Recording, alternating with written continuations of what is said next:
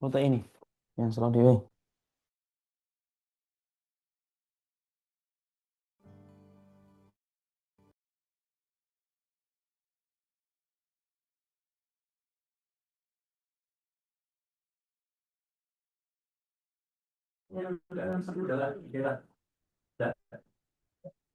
Assalamualaikum Ustaz.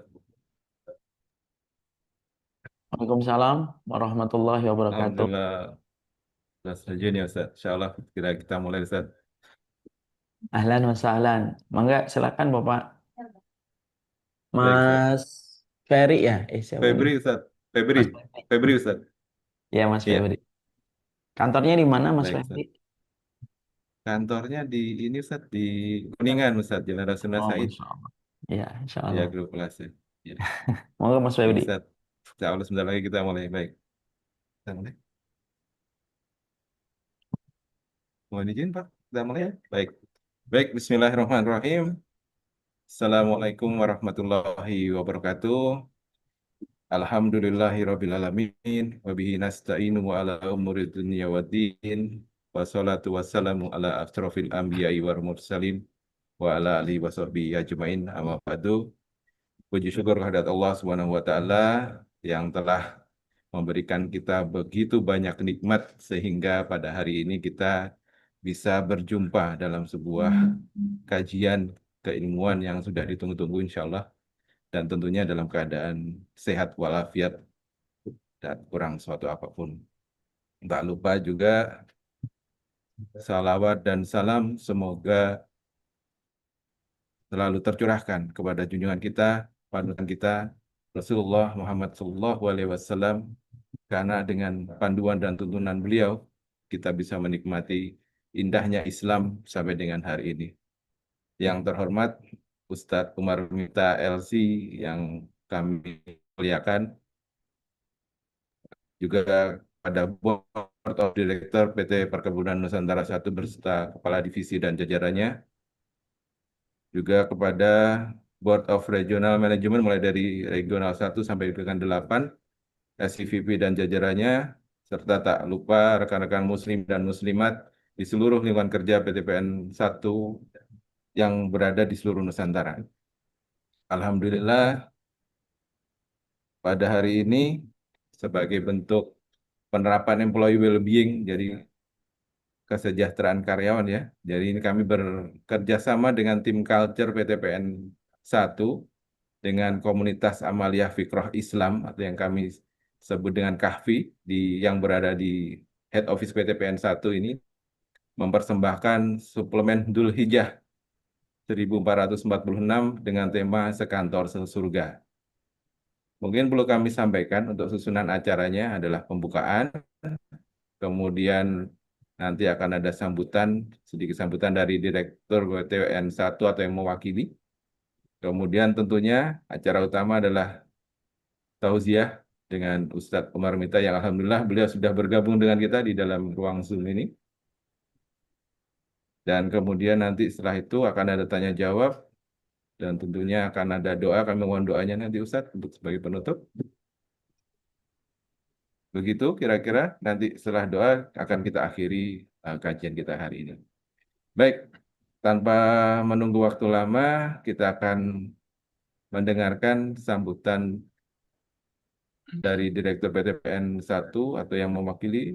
Dalam hal ini akan diwakili oleh Ketua dari Kahfi atau Komunitas Fikroh Islam di UPTPN 1, kepada Pak Zahrial kami persilahkan.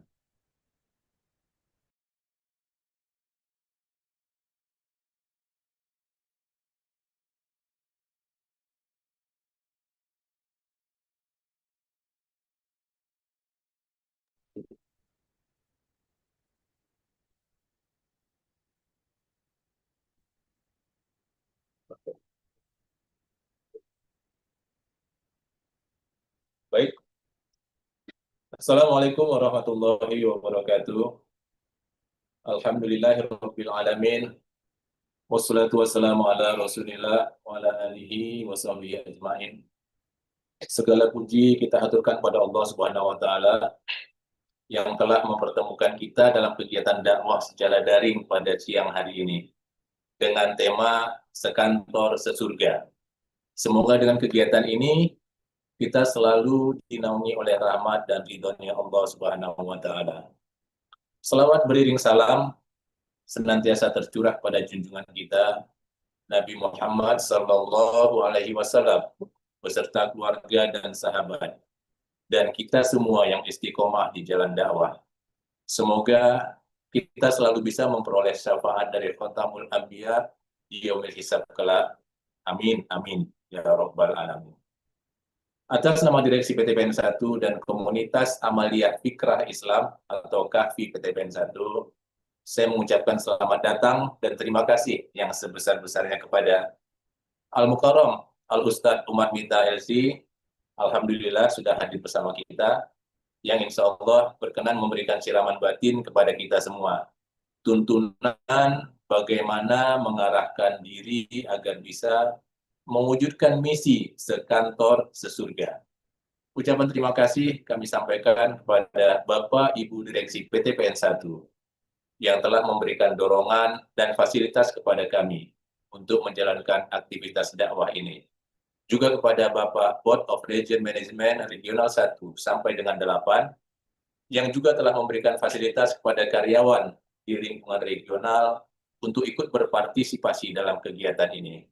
Juga kepada Bapak Ibu Kadif dan Kasub, Bapak Ibu Kepala Bagian dan Kasub, Ikhwah Filah, seluruh karyawan PTPN 1 dari Aceh sampai Papua yang telah menyediakan waktu untuk hadir dalam kajian siang kita hari ini. Semoga waktu, tenaga, pikiran yang tercurah untuk memenuhi panggilan majelis ilmu ini bisa barokah dan memperoleh ridho Allah Subhanahu wa taala. Kita masuk ke tema yang kita angkat kali ini adalah Sekantor Sesurga. Tema ini bukan hanya menarik, tetapi juga sangat penting karena mengajak kita untuk merenungi dan memperkuat ikatan ukhuwah di lingkungan kerja agar tidak hanya produktif secara duniawi, tetapi juga bernilai akhirat. Bayangkan, andai kantor kita bukan hanya menjadi tempat mencari nafkah, tetapi juga menjadi ladang amal, tempat saling mengingatkan dalam kebaikan, serta bersama-sama melangkah menuju surga. Harapan kita pada kegiatan ini adalah semoga kita semua ikhwah fillah bisa menjadi pribadi yang lebih sadar akan tanggung jawab akhirat di balik profesi kita masing-masing. Kita juga berharap lahir semangat baru untuk menjadikan kantor bukan hanya tempat bekerja, tetapi juga tempat berjuang bersama menggapai ridho ilahi. Dan semoga majelis dakwah yang ada di head office maupun di regional office semakin kokoh sebagai wadah silaturahmi, kajian dengan syiar-syiar yang menyentuh hati dari kantor menuju surga, insya Allah. Akhir kata, saya berdoa semoga acara ini membawa keberkahan dan menjadi momentum kebangkitan dakwah yang lebih luas dan lebih solid di lingkungan kerja kita. Billahi taufiq wal hidayah. Wassalamualaikum warahmatullahi wabarakatuh. Waalaikumsalam warahmatullahi wabarakatuh. Jazakallah. Terima kasih atas sambutannya Pak Ketua. Dan tentunya kita yang sudah kita tunggu-tunggu ya. Ustadz sudah hadir juga bersama kita. Tadi juga disampaikan bahwa kita semua yakin ya bahwa kita bekerja adalah untuk ibadah gitu ya. Berniat untuk menjadikan bekerja sebagai salah satu jalan untuk bekal menuju akhirat insya Allah. Kemudian tadi juga disampaikan bahwa kita sudah bekerja bersama, berusaha bersama, saling mengisi, mengingatkan gitu ya. Berlelah-lelah bersama dalam satu kantor gitu ya. Sama-sama berharap bahwa lelahnya insya Allah menjadi lelah, Masya Allah. Dan tentunya kita tadi juga ada harapan bahwa kita tidak hanya bekerja satu kantor berkarya dari dunia, tapi juga insya Allah bisa berkarya untuk menuju surganya Allah gitu ya. Dan tentunya bagi yang mungkin ada yang belum kenal dengan Ustadz belum ya? Kalau mungkin yang ikuti di channel beliau, kalau di WhatsApp itu ada Insya Allah kalau nggak salah Abu Basam Umar Mita, betul ya Ustadz ya? Iya, betul. Kemudian kalau yang ngikuti Telegram itu ada sahabat dakwah Samila. Alhamdulillah saya ngikuti semua Ustadz. Saya masuk grupnya Ustadz. Masya Allah. Jazakallah khair Bapak. Semoga bisa Baik, menambah mungkin kebaikan kami. Alhamdulillah. Alhamdulillah Ustadz. Baik, ini sudah ditunggu teman-teman ya tentunya. Kepada Ustadz Umar Mita, kami persilakan waktu dan tempatnya Ustadz. Tafadhol Ustadz. Ya.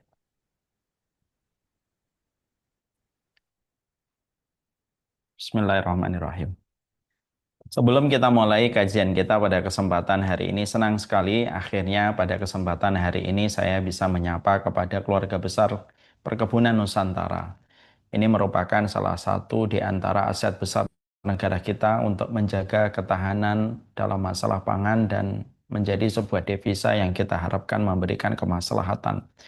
Semoga setiap yang berkumpul dan bekerja dan berkhidmah di perkebunan Nusantara ini senantiasa kita bisa memberikan yang terbaik karena sesungguhnya ada sebuah hadis Nabi Shallallahu Alaihi Wasallam ketika beliau bersabda, Innallaha idza ahabba Innallaha ahabba idza amila ahadukum amalan ayutkinahu.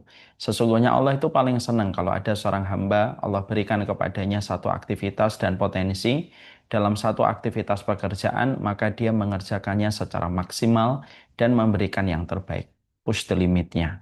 Ini mengajarkan kepada kita bahwasanya agama kita tidak hanya melulu membahas tentang produktivitas kita di dalam kita melakukan ibadah, tetapi agama kita merupakan agama dengan sebuah sistem yang paling detail, mengatur keseimbangan dan memberikan keharmonisan dalam urusan dunia dan urusan akhirat.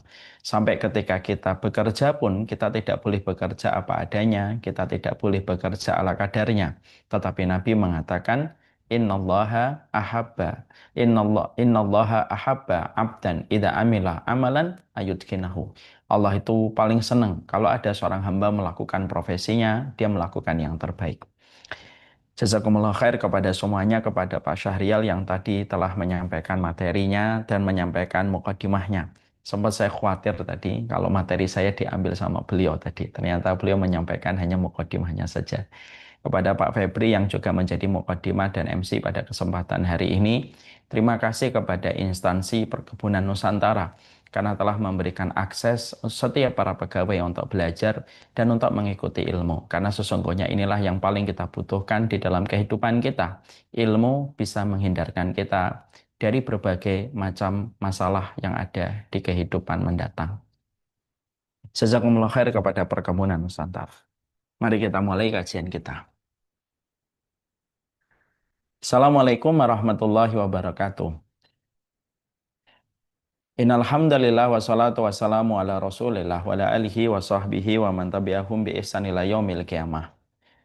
Kepada keluarga besar Perkebunan Nusantara dan kepada seluruh karyawan yang hadir pada kesempatan hari ini. Semoga Allah senantiasa memberikan kepada kita ilmu, senantiasa memberikan kepada kita energi, memberikan kepada kita petunjuk di dalam kehidupan kita. Ilmu merupakan energi dan petunjuk itu merupakan kekuatan di dalam kehidupan kita. Ilmu kita gali dan kita fahami supaya kita memiliki alasan di dalam menyelesaikan setiap amanah yang Allah bebankan di dalam pundak kita. Kalau bukan karena ilmu, kita tidak akan punya alasan bertahan dalam setiap amanah yang kita lakukan.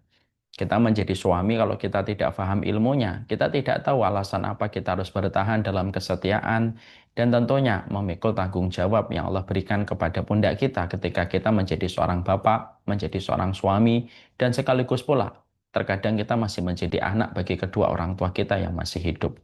Kalau bukan karena ilmu, kita tidak akan pernah tahu apa alasan kita untuk bertahan sebagai seorang istri. Ketika kita berkhidmah kepada suami kita, merawat anak-anak kita, maka ilmu yang memberikan kepada kita alasan untuk supaya bertahan dalam setiap perjalanan kehidupan kita. Kita ngaji bukan karena kita sok suci, kita ngaji bukan karena kita sok pintar. Kita ngaji karena bukan kita pengangguran. Jadi Perkebunan Nusantara ketika mengadakan kajian pada hari Jumat ini bukan karena kita pengangguran, tapi karena kita tahu bahwasanya prioritas kita yang paling besar di dalam kehidupan adalah ilmu, supaya kita bisa menyikapi segala sesuatu dengan tuntunannya untuk memberikan energi dan memberikan kekuatan di dalam kehidupan kita. supaya kehidupan kita tidak kembali kepada standar TikTok, supaya kehidupan kita tidak kembali kepada standar emosi, dan kehidupan kita tidak hanya berdasarkan kepada standar ego yang kita miliki, tapi kita kembalikan kepada standar ilmu sebagai petunjuk di dalam kehidupan yang hakikatnya adalah energi terbesar dalam hidup kita. Saya sering berkata untuk mengingatkan diri saya, kenapa Cristiano Ronaldo itu masih membutuhkan pelatih ketika bertanding. Maka sesungguhnya Cristiano Ronaldo walaupun telah memenangkan banyak sekali trofi dan telah memenangkan banyak sekali turnamen, tetapi beliau tetap butuh pelatih ketika beliau merumput. Karena sejatinya simpel, pelatih itu melihat sisi lemahnya seorang Cristiano Ronaldo ketika merumput dan bertanding, yang terkadang tidak bisa dilihat blind spotnya dan weakness pointnya oleh Cristiano Ronaldo sendiri. Tapi yang bisa melihatnya adalah pelatihnya, dan pelatihnya itu memberikan masukan kepada Cristiano Ronaldo atas blind spot yang mungkin tidak dia lihat sendiri. Kenapa Messi itu masih membutuhkan pelatih, dan karir cemerlang Messi ketika akhirnya menjadi juara dunia tidak lepas dari pelatihnya. Karena sesungguhnya pelatihnya itu mampu melihat titik butanya Messi ketika dia merumput yang terkadang tidak bisa dilihat oleh Messi, walaupun Messi memenangkan banyak sekali kejuaraan. Disitulah kita paham, kehidupan kita sangat membutuhkan ilmu, karena ilmu kayak pelatih di dalam kehidupan, yang mampu menjelaskan kepada kita blind spot, yang mampu menerangkan kepada kita weakness point kita, sehingga kita kehidupannya tidak terlambat untuk menghadapi sebuah perkara dan tidak terbentur dengan banyak masalah.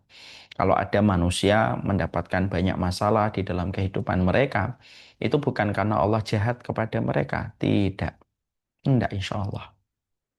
Kalaupun ada manusia terbentur dengan masalah, problematika, konflik yang dihadapi, bukan karena Allah itu murka kepadanya semata, tapi bisa jadi karena dia tidak mau mempelajari ilmu yang harusnya memberikan kepada dia keselamatan dari banyak benturan.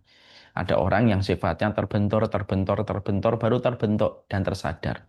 Tapi ada orang yang mereka tersadar ketika mereka memahami ilmu, menyerap ilmu sebagai petunjuk, dan menjadikan ilmu sebagai imam di dalam kehidupan, sehingga dia tidak mengalami banyak benturan yang menguras energi dan menguras fokusnya dan kekuatan yang dia miliki.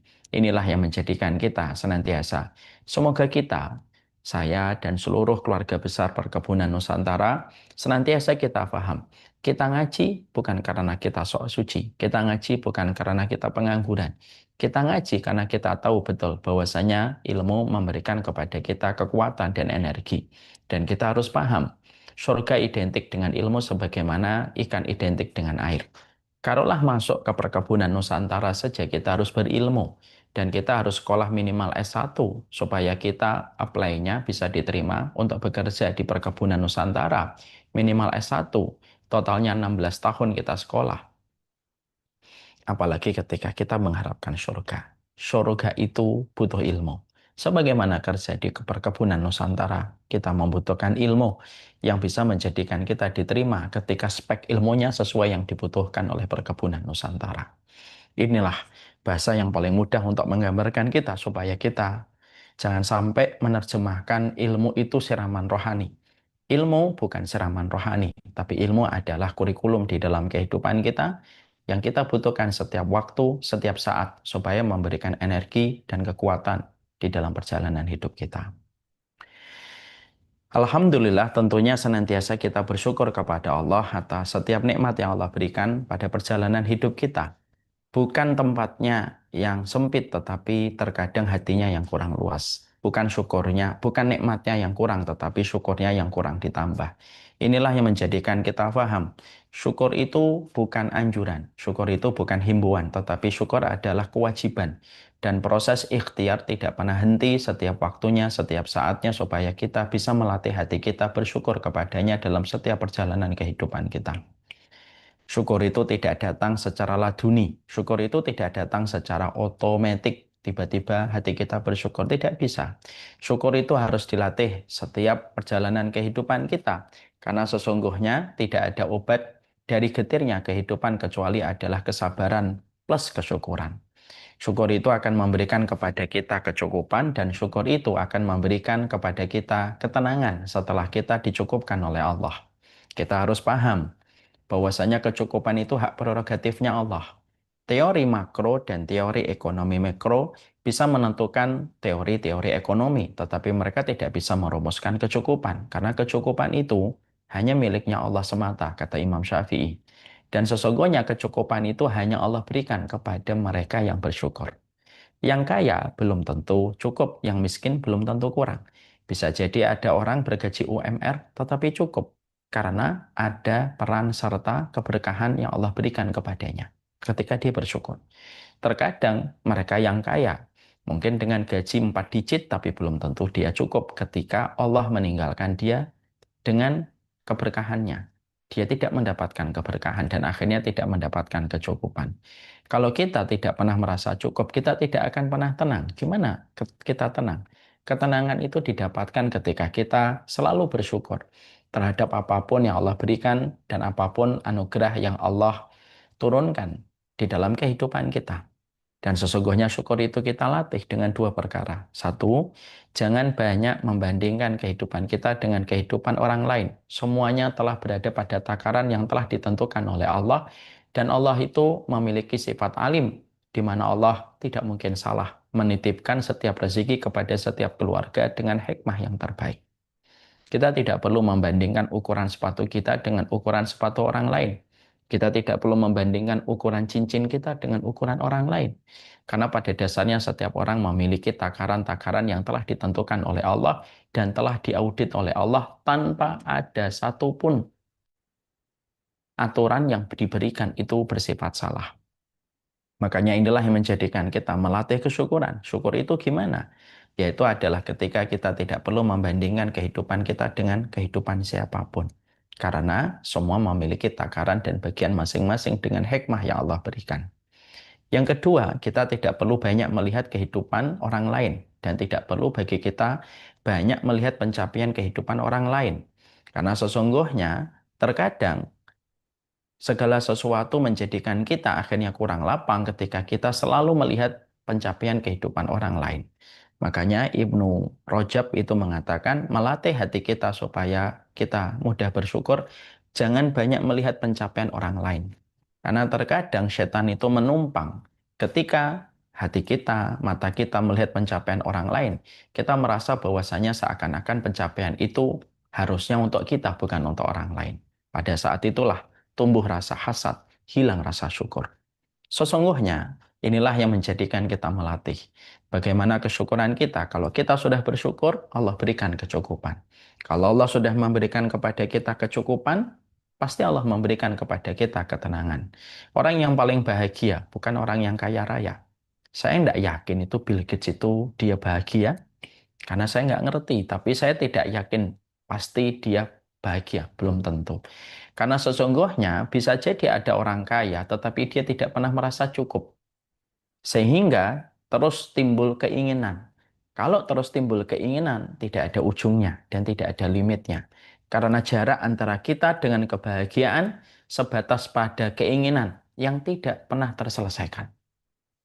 Dan itu tidak akan pernah menjadikan orang tenang di dalam istirahatnya dan tenang di dalam dia menjalani aktivitasnya. Karena sesungguhnya yang paling bahagia itu orang yang sudah merasa cukup. Kalau dia merasa cukup, sederhana di dalam keinginan. Kalau kita sederhana di dalam keinginan, kita mudah bahagia.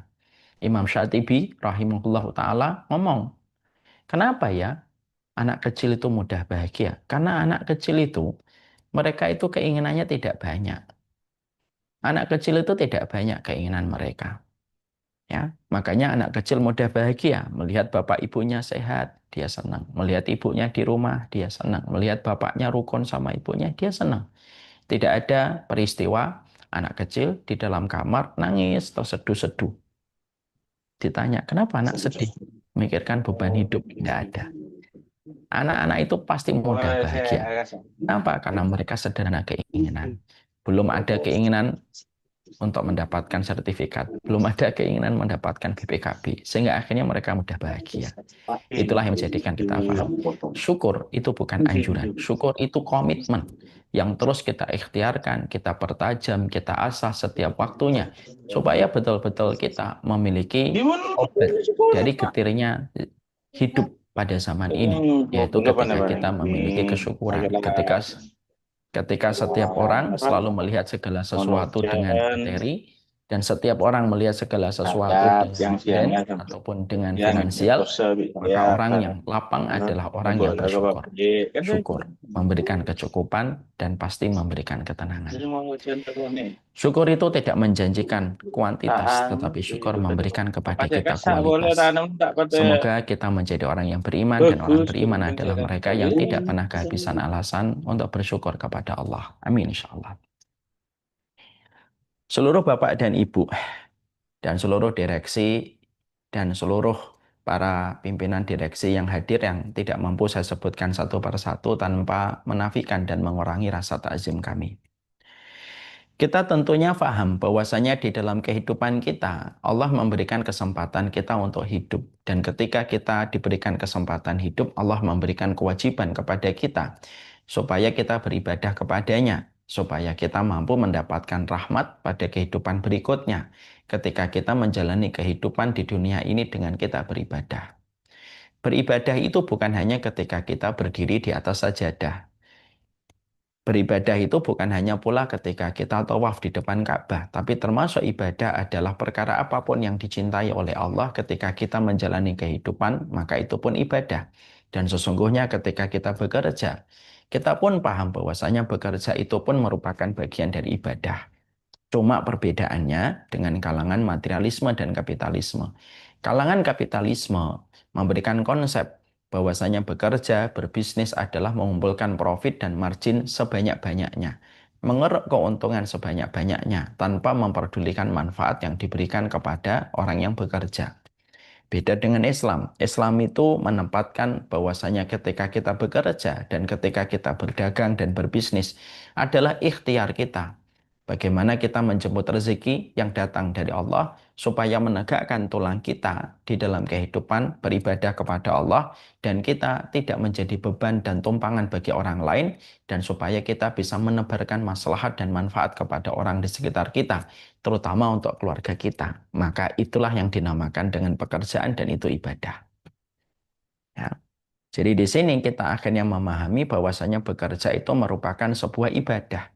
Sehingga ketika nanti kita keluar dari rumah kita mengarahkan langkah kaki kita menuju ke kantor di perkebunan Nusantara, jangan kita mengira itu hanya untuk mendapatkan gaji. Jangan kita mengira bahwasanya itu sekedar profesi.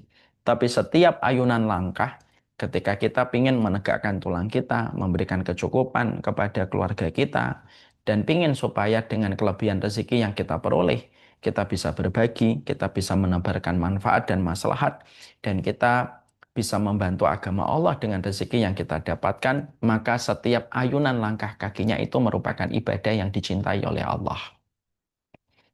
Makanya menarik kalau kita memperhatikan ada satu ayat di dalam surat Al-Jum'ah yang biasanya dibaca oleh para khatib ketika mengimami sholat Jumat. Ketika Allah berfirman, فَإِذَا قُضِيَتِ الصَّلَاةُ فَانْتَشِرُوا فِي الْأَرْضِ وَابْتَغُوا مِنْ فَضْلِ اللَّهِ وَاذْكُرُوا اللَّهَ كَثِيرًا لَعَلَّكُمْ تُفْلِحُونَ. Dikatakan oleh Allah di dalam firman-Nya, Ya ayyuhalladzina amanu, fa'idha qudiyatis shalah. Kalau sudah selesai sholat, wahai orang yang beriman, ketika kamu menyelesaikan sholat Jumat, jangan lama-lama di dalam masjid. Fantashiru fil ardi. Keluarlah dari masjid sesegera mungkin. Bertebaran di atas muka bumi.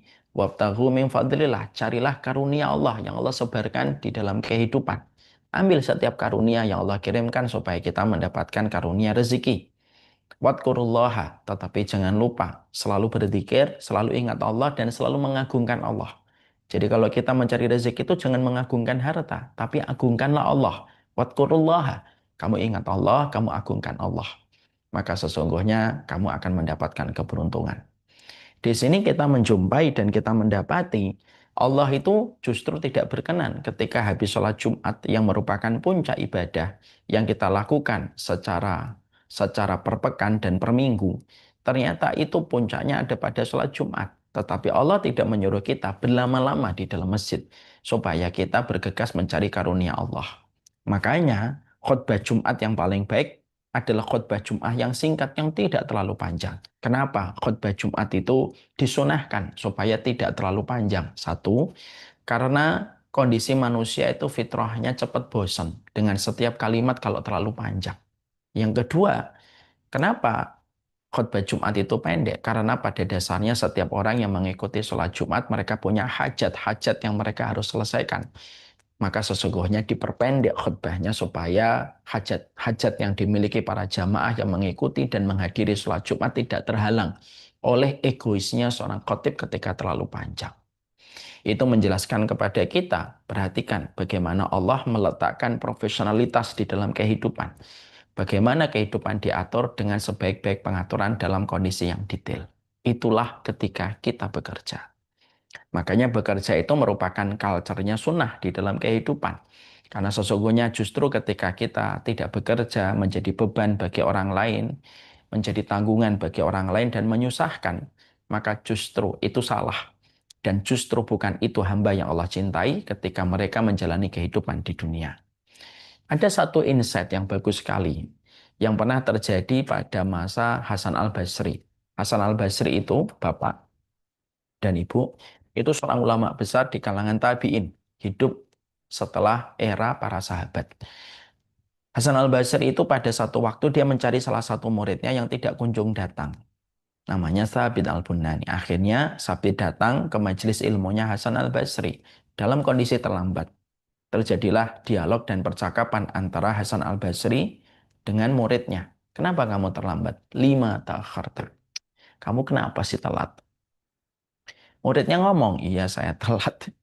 Tadi begini guruku, saya tadi telat karena saya melihat satu kejadian yang membuatku bertahan dan akhirnya saya telat ketika melangkah ke majelis ilmu ini. Maka gurunya langsung tertarik dan bertanya penasaran. Yang kamu lihat apa? Kok sampai kamu terlambat? Iya, aku tadi perjalanan ke sini, aku melihat ada satu burung di atas dahan, di atas sarangnya. Tapi ternyata burung itu patah sayapnya yang menjadikan dia setiap terbang gagal, setiap terbang gagal, setiap terbang gagal, setiap terbang gagal lagi. Maka aku penasaran, kalau burung itu tidak bisa terbang, terus bagaimana konsep dia ketika mendapatkan rezeki? Maka aku bertahan, aku lihatin karena aku pengen lihat apa yang Allah berlakukan kepada burung yang patah sayapnya ketika tidak bisa terbang. Tidak mungkin kan burung itu mati kelaparan. Maka baru saja aku duduk, aku memperhatikan tiba-tiba ada burung yang membawa cacing dan cacing itu diberikan kepada burung yang patah sayapnya. Burung itu terbang. Nanti ada burung lain yang membawa cacing, memberikan cacingnya kepada burung yang patah sayapnya, lalu terbang. Disitulah aku mendapatkan hikmah. Kalau dalam bahasa keseharian kita hari ini, di situ saya mendapatkan pencerahan atau insightful ini. Apa hikmah yang kamu temukan pada peristiwa itu? Kata gurunya kepada Sabit. Yang aku dapatkan hikmahnya itu adalah, oh ternyata burung yang sakit pun sudah dijamin rezekinya oleh Allah. Allah yang menghantarkan burung-burung yang membawa cacing kepada burung yang sakit. Sehingga akhirnya aku tenang. Kalaupun nanti aku sakit, nanti ada orang yang akan dikirim oleh Allah untuk merawatku. Itu hikmah, insight yang diambil oleh muridnya, Sabit. Beda dengan gurunya. Gurunya berkata, loh, kenapa kamu itu tempatkan dirimu sebagai burung yang sakit? Kenapa kamu tidak tempatkan sebagai burung yang sehat? Kenapa kamu tidak tempatkan dirimu sebagai burung yang kuat, yang membawa cacing kepada burung yang sakit? Muslim itu harusnya sebagaimana burung yang membawa cacing. Jangan menjadi muslim, kalau bisa ya jangan jadi muslim yang dikasih cacing. Jangan menjadi muslim yang menjadi beban. Kalau memang itu takdirnya Allah itu beda perkara. Tapi kalau bisa jadilah burung yang membawa cacing.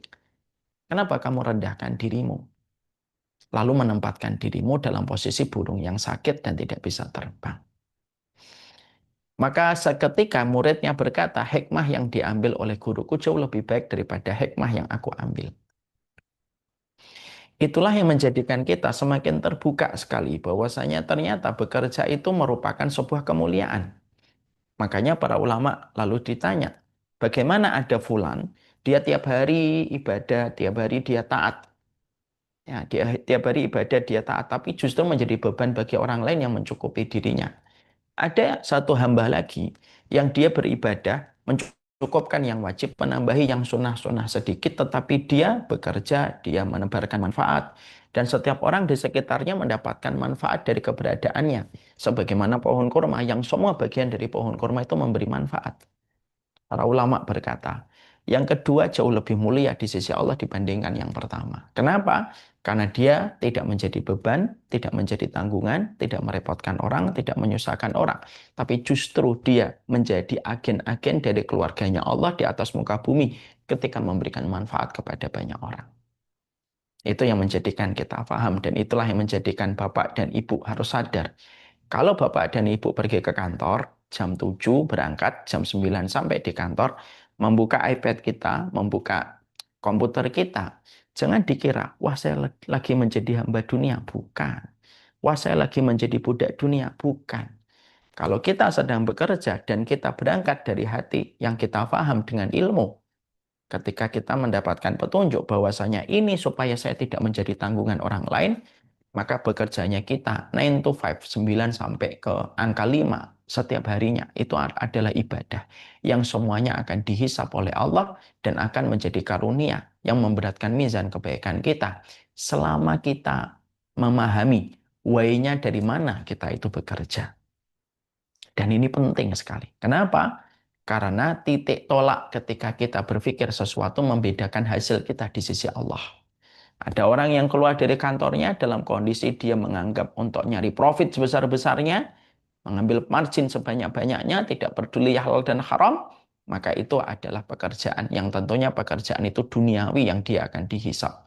Tapi kalau ada orang bekerja, dia profesionalitas di dalam pekerjaannya, menyelesaikan setiap aktivitasnya dengan cara yang terbaik, karena dia menggapai karunia yang datang dari Allah yang maha sempurna, dia menggapainya dengan cara yang paling sempurna yang mampu dia lakukan, maka dia dinilai setiap menitnya itu adalah ibadah.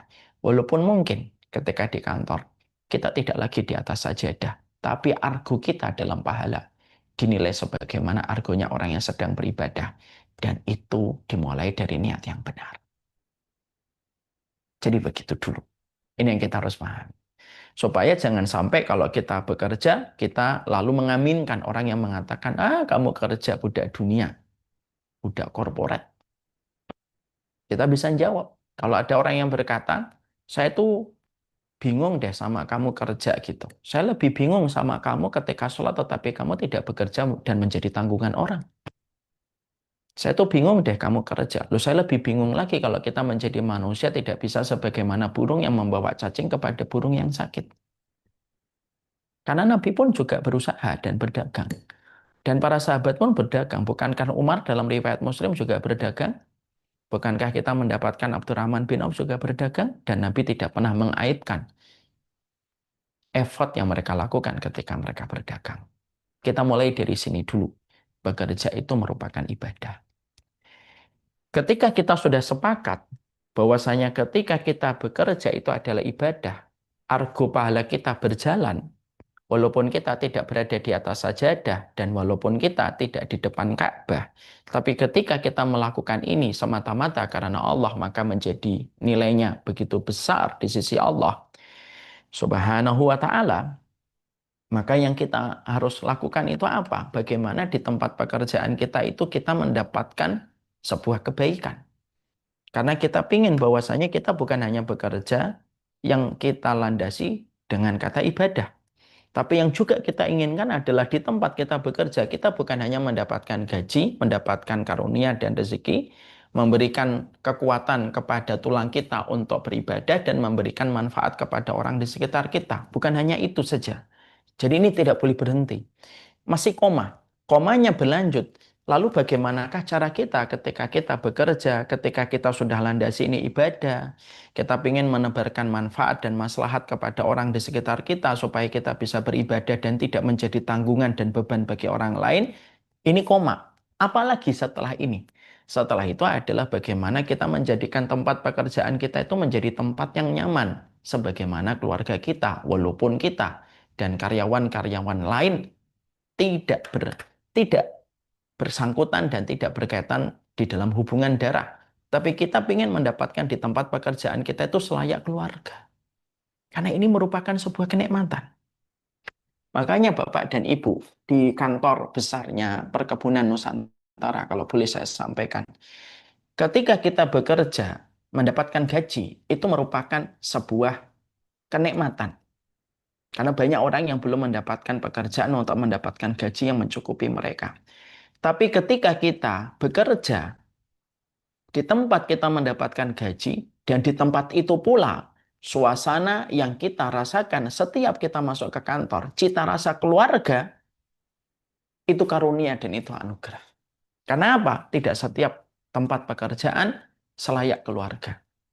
Tapi kalau kita bekerja, ketika ini ibadah, dan ini kita niatkan untuk menjadikan kita meraih ridhonya Allah, lalu di tempat pekerjaan ini kita mendapatkan sebagaimana hubungan kita dengan karyawan lain, hubungan kita dengan atasan, selayak keluarga, itu karunia dan itu anugerah. Yang belum tentu setiap orang itu mendapatkan karunia dan anugerah itu. Karena kita mau tidak mau, jujur mau tidak mau, ridho tidak ridho, kita harus jujur mengatakan bahwasanya tempat yang paling banyak mengambil aktivitas kita selain rumah kita dan mungkin masjid ketika kita 5 waktu datang ke masjid, tempat yang paling banyak mengambil waktu hidup kita itu tempat kita bekerja. Minimal 9 to 5. Minimal itu dari 9 ke angka 5 sore hari itu kita berada di dalam kantor kita. Maka kita bisa membayangkan kalau ternyata di kantor kita ketika sama-sama kita memiliki sebuah niatan untuk mencari karunia bersama-sama, di mana karunia yang Allah tentukan kepada kita diturunkan oleh Allah ketika kita menjadi teamwork, menjadi tim besar, baru mendapatkan karunia. Maka kita ingin sekali bahwasanya di tempat kita bekerja mendapatkan rezeki itu. Kita itu harus betul-betul berusaha untuk menempatkan suasana di tempat kita bekerja itu selayak keluarga. Karena apa? Karena itu karunia dan anugerah. Maaf ya Bapak dan Ibu. Ada 2 tipe manusia mendapatkan rezeki. Ada tipe manusia mendapatkan rezeki dengan apa yang dia usahakan sendiri. Dia berbisnis, dia mendapatkan keuntungan sendiri ketika dia mengelola bisnisnya itu by personal. Tapi ada orang yang kedua yang mendapatkan rezekinya itu bukan by personal, tapi sebagai tim, bagian dari tim besar. Baru Allah memberikan rezeki kepada mereka. Dan tiap orang punya kadarnya masing-masing yang tidak bisa dipaksakan.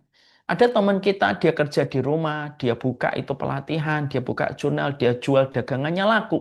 Walaupun karyawannya dia, ownernya dia, CEO-nya dia, presidennya dia.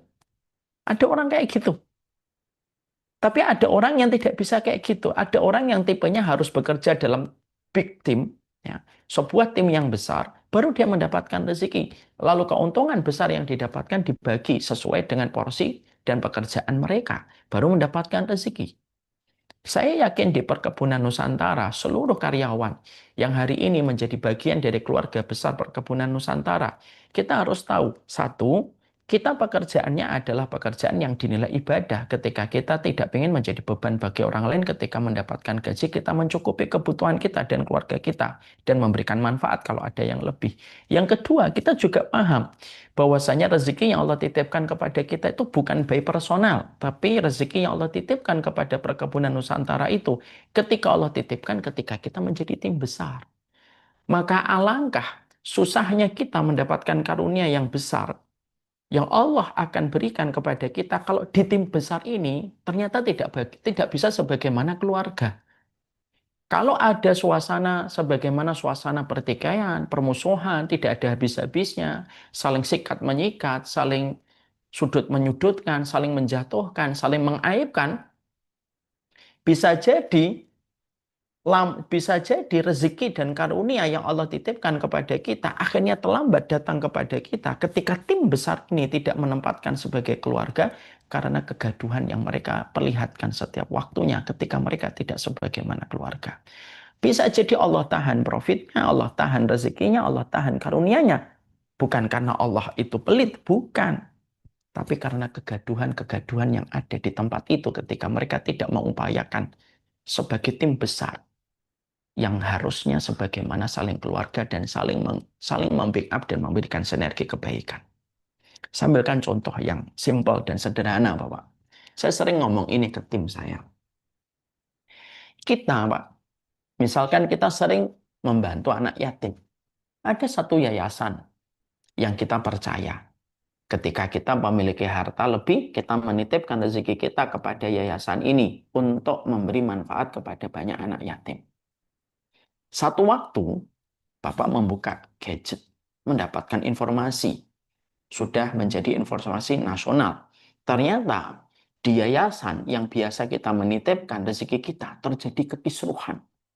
Rame, pengurusnya saling bertengkar, antara pengurus yayasan dengan pengurus harian, mereka saling menggugat di meja peradilan hukum. Dan mereka sudah mengajukan proses hukum itu kepada para pengacara.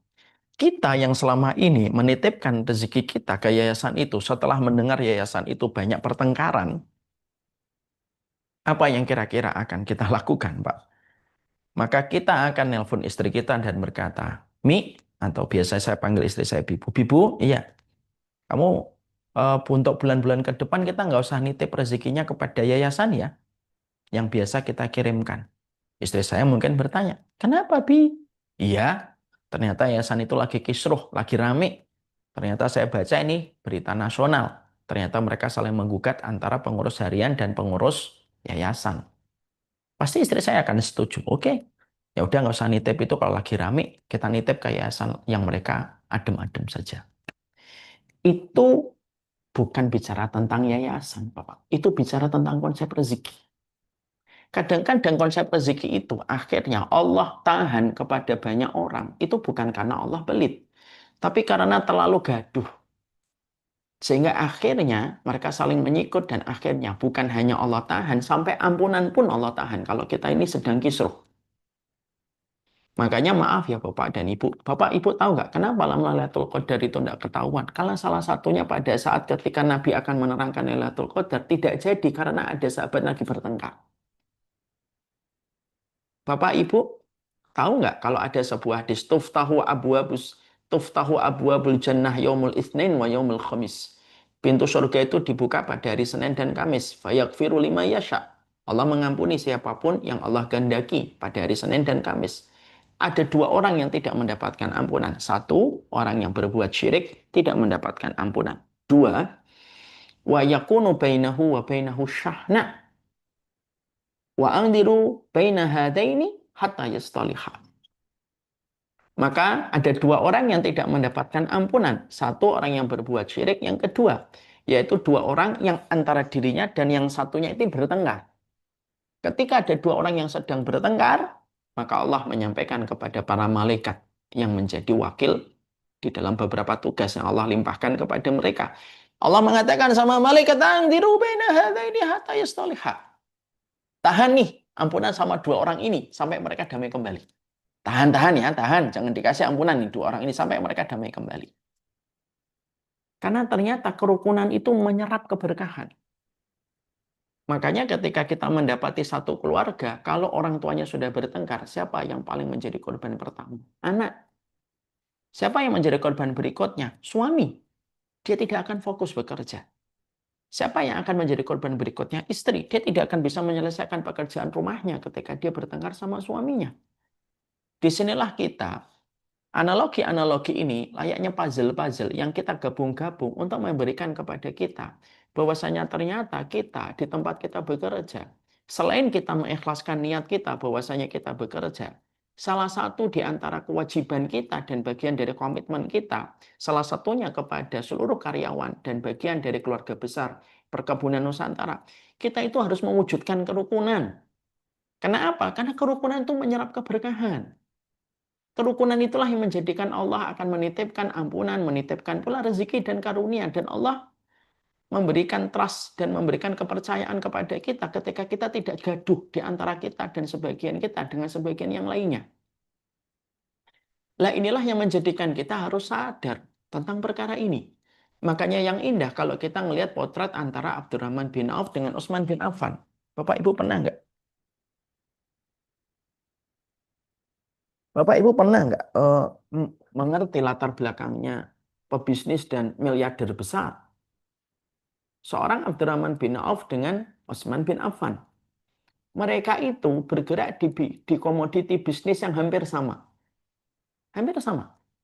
Kalau Utsman, salah satu pekerjaannya, beliau menjual kuda dan unta dengan harga yang paling kompetitif. Dan beliau menjual seluruh perabotan itu. Abdurrahman bin Auf, beliau menjual sesuatu yang saat itu tidak dikuasai oleh orang Yahudi di pasar Ukab yang ada di kota Madinah. Tapi selain mereka bergerak di komoditi ini, mereka juga bergerak di komoditi yang sama. Mereka mendatangkan barang dari Syam dan mendatangkan barang dari Yaman. Ya. Mereka sama-sama mendatangkan barang. Tetapi yang unik adalah dan sangat luar biasa, seorang Abdurrahman bin Auf tidak pernah mengaibkan Utsman dan seorang sahabat Utsman tidak pernah mengaibkan Abdurrahman bin Auf. Dan Allah memberikan takaran rezeki kepada mereka itu takarannya berlimpah-limpah. Baik kepada Utsman ataupun kepada Abdurrahman bin Auf. Disitulah kita akhirnya memahami kadang-kadang banyak usaha itu mampet dan akhirnya terhalang oleh karunia Allah. Ya kadang-kadang ada suami mendolimi istrinya. Ribut dengan istrinya. Yang akhirnya ketika tidak ada kerukunan antara dirinya dengan suami, Allah nahan rezekinya. Terkadang Allah itu menahan rezeki kepada satu kantor. Karena apa? Karena ternyata kondisi yang ada di dalam kantor itu bagaikan api dalam sekam. Bagaikan kita berada pada air yang dihangatkan oleh kompor setiap waktunya. Sehingga ketika masuk ke dalam kantor itu bisa jadi ada ketidaknyamanan. Padahal ini adalah kantor. Yang mana kita paling banyak berada di kantor selain berada di dalam rumah kita. Dan orang yang paling banyak kita harapkan di dalam kebaikan itu adalah teman-teman kantor kita. Yang paling banyak membersamai kita dalam puluhan purnama di dalam hidup kita. Siapa orang yang akan nyolatin kita kalau bukan orang di teman kantor kita? Yang pertama kali kita harapkan mereka datang untuk nyolatin kita. Siapa orang yang paling kita harapkan untuk memberikan testimoni kebaikan kalau kita wafat? Kalau bukan orang-orang teman kantor kita, selain tetangga kita dan orang yang kita kenal dalam bersosial. Itu kan teman kantor. Jangan remehkan teman kantor itu. Karena bagaimanapun respon dan testimoni yang mereka berikan kepada kita, itu akan mempengaruhi bagaimana nasib kita ketika meninggal dunia. Bapak Ibu tolong dengarkan hadis ini. Nabi dilewati satu jenazah. Para sahabat ramai berkata, khairan, dia orang yang baik. Maka seketika Nabi itu mengatakan wajibat. Seketika Nabi itu mengatakan wajib. Lalu dilewatin jenazah yang kedua. Nabi mengatakan wajibat. Dilewati jenazah yang kedua, para sahabat mengatakan syarron, buruk, orang yang buruk. Maka Nabi mengatakan wajibat. Ditanyakan kepada baginda Nabi, apa artinya wajibat yang pertama dan wajibat yang kedua? Artinya wajibat itu apa sih? Wajib. Wajib. Nabi lalu berkata, orang yang kalian komentari baik, maka wajib bagi Allah memasukkan dia ke surga. Dan orang yang kalian komentari buruk, maka wajib bagi Allah memasukkan dia ke dalam neraka. Lalu Nabi menutup closing sabdanya itu dengan kalimat, antum syuhadaullahi fil ardi. Kalian yang hidup, saksi-saksi Allah di atas muka bumi. Kalau kita bekerja, tidak kita mulai bahwasanya kita memiliki sebuah komitmen untuk menjadikan tempat kita bekerja selayak keluarga. Siapa yang akan memberikan testimoni kalau kita baik? Kalau kita meninggal dunia, kalau bukan teman kantor kita, selain tetangga kita dan orang yang kita kenal. Karena ketika kita berlaku yang terbaik, akhlak yang terbaik, lalu kita meninggal dunia, orang-orang di kantor mengatakan dia teman kantor saya, teman direksi saya, dia teman satu departemen dengan saya, dia orang yang baik. Kesaksian satu orang ini tidak akan remeh di sisi Allah. Kenapa? Karena kesaksian manusia itu kesaksian Allah di atas muka bumi. Ya. Makanya sampai ini kalau kita lanjutin lagi, lebih dahsyat lagi. Man sholla alaihi arba'una rajulan la yusyrikuna billah illa syafa'ahumullahu yaumal qiyamah. Kalau ada orang meninggal dunia disolati sama 40 orang solih yang tidak berbuat syirik, maka 40 orang ini yang tidak berbuat syirik bisa memberi syafaat kepada mereka yang disolati. Cek handphone kita, ada 40 orang teman kita nggak yang kira-kira mereka baik, mereka tidak berbuat syirik, yang kiranya kalau kita meninggal dunia, dia sedih, dia datang, dia mendoakan kita dan menyolati kita. Nggak usah butuh yang banyak, cuma 40 saja. Minimal 40 saja itu bisa memberi syafaat kepada kita kalau kita meninggal dunia. Inilah yang menjadi bagian-bagian yang tadi saya sampaikan. Di satu sisi, kenapa kita harus berusaha menjadikan kehidupan kantor kita sekantor sesurga? Karena kita tidak akan bisa mendapatkan sebuah tagline seindah ini, sekantor sesurga, sampai kita betul-betul mengupayakan bahwasanya kita bukan hanya bekerja, tapi kita mendapatkan keluarga di tempat kita bekerja. Pertama, karena keberkahan harta dan karunia itu Allah berikan kepada kita kalau kita itu tidak saling sikut-menyikut dan tidak saling bermusuhan. Dan kita tidak rame, nggak tawuran, nggak gaduh. Dan yang kedua, kenapa kita itu supaya rukun? Karena tempat kita bekerja itu tempat yang paling banyak kita tempatin selain rumah kita. Kita butuh kesaksian teman kantor kita kalau kita orang baik ketika kita tidak menyakitin mereka. Kita butuh mereka menyolati kita setidaknya 40 di antara teman-teman kantor kita. Kalau mereka itu mendapati kita meninggal, mereka datang dengan tulus dan berkata, Allahumma fillahu warhamhu wa'afihi wa'fu'an wa akrim nuzulahu wa wasi' madkhalahu. Maka sesungguhnya kita akan diampuni dan diberikan syafaat dari 40 orang yang menyolatin kita. Maka inilah yang menjadikan kita akhirnya paham. Membicarakan tentang profit supaya kita bisa maksimal, itu bukan hanya bagaimana strategi bisnisnya, tapi bagaimana mengupayakan supaya big team yang kita miliki ini ketika kita sadar bahwasanya karunia rezeki kita itu berdasarkan tim kita dan kita tidak bisa mendapatkan rezeki by personal, ya pastikan bahwasanya kita ini harus menjadikan salah satu di antara moto besarnya pekerjaan kita, terkhusus kepada perkebunan Nusantara. Sekantor sesurga itu bukan hanya tagline, tetapi ikhtiar yang harus kita lakukan. Ya. Makanya inilah yang menjadikan kita setidaknya apa yang harus kita lakukan ketika kita itu ingin untuk mewujudkan tentang perkara ini. Ya setidaknya ada beberapa poin penting, karena waktu kita sangatlah terbatas. Sekarang udah berapa? 2:30 ya? Ya, Masya Allah udah 1 jam nggak kerasa. Saya sampaikan beberapa poin penting aja globalnya, supaya ini juga merupakan bagian dari materi yang sering saya sampaikan kepada tim kami di Syamila. Yang pertama yang kita harus ingat adalah, kebersamaan itu tidak menjanjikan kepuasan, tetapi pasti memberikan keberkahan. Kalau yang kita kejar, hidup bersama di satu kantor, ketika kita sadar dari awal bahwasanya harta kita, rezeki kita dititipkan melalui tim besar, teamwork yang kita harus saling membangun support system di antara kita dan teman-teman kita, maka kita harus ingat, kalau kita mulai sadar, oh rezeki kita itu bukan personal. Rezeki kita itu kalau kita saling menjadi support system, maka pastikan satu yang kita harus miliki, bermuamalah dan berinteraksi itu tidak menjanjikan kepuasan, tapi pasti memberikan keberkahan bagi mereka yang bersabar. Kalau yang kita kejar itu kepuasan, maaf Bapak dan Ibu, di keluarga besar perkebunan Nusantara. Kalau yang kita kejar itu adalah kepuasan, maka kita akan menghalalkan setiap permusuhan dan pertikaian. Kalau yang kita kejar kepuasan. Jadi kalau kita di dalam kita bekerja, lalu kita sepakat, kita sadar kita merupakan bagian dari tim besar dan kita harus saling memberikan support system. Lalu kita bekerja, lalu kita meminta kepuasan, pasti adik, ini tempatnya dakwah saya. Sebentar ya Bapak.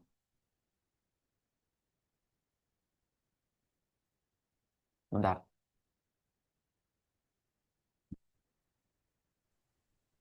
Jadi ketika kita bekerja, lalu akhirnya kita menetapkan sebuah kepuasan di dalam kita bekerja, lalu setiap orang kita tuntut supaya terus memberikan kepada kita kepuasan untuk memberikan endorfin ego kita setiap waktunya, ya susah. Pasti kita akan menghalalkan setiap pertikaian dan kita selalu menghadirkan 1000 alasan untuk berpisah. Hanya ketika kita sedang kecewa. Kita harus paham betul bahwasanya di dalam kehidupan kita ketika bermuamalah bersama-sama itu tidak menjanjikan kepuasan. Tetapi pastinya memberikan keberkahan selama kita bersabar. Kalau kita paham bahwasanya di tempat kita bekerja itu adalah ibadah, ini ibadah. Berarti tidak ada perkara kecuali menjadi ujian dalam kehidupan kita supaya kita mendapatkan pahala kesabaran. Makanya saya sering menghibur diri saya.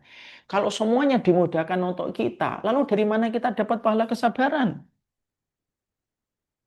Bapak tahu nggak? Saya ini dalam bermuamalah, di dalam saya berdakwah, apakah semua orang pro sama saya? Enggak, banyak orang yang nggak suka sama Umar Mita.